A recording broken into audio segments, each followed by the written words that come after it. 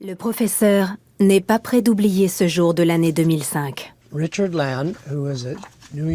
Lann, un négociant new-yorkais en livres rares que je connaissais de longue date, s'est présenté avec deux Italiens. Ils avaient un livre à vendre. J'ai commencé à examiner le livre et j'ai tout de suite vu que la première page portait la signature de Galilée. Une authentique signature de Galilée. Aucun autre spécimen du Sidereus Nuncius ne porte une telle inscription. Io Galileo Galilei F. F pour Fecit, un mélange de latin et d'italien qui signifie « Moi, Galileo Galilei, ai fait cela ».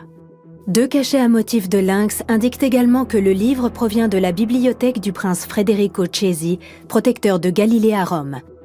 Mais ce n'est pas tout. En continuant à feuilleter les pages, j'ai surtout été frappé par les dessins de la Lune.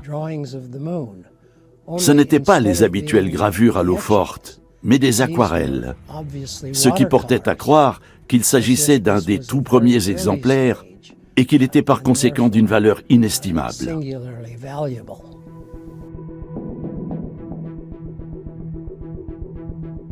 Massimo De Caro avait fourni à la librairie Marta Jan Lann, spécialisée en livres rares, des documents indiquant que le livre provenait d'un ancien fonds argentin.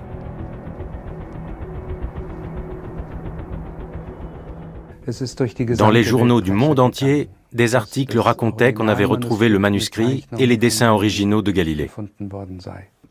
Les aquarelles originales de Galilée. On tenait là un document exceptionnel, comme si on venait de trouver un inédit d'une importance capitale. Imaginez, l'épreuve originale, le tout premier exemplaire. C'est la première fois en un siècle qu'on faisait une telle découverte.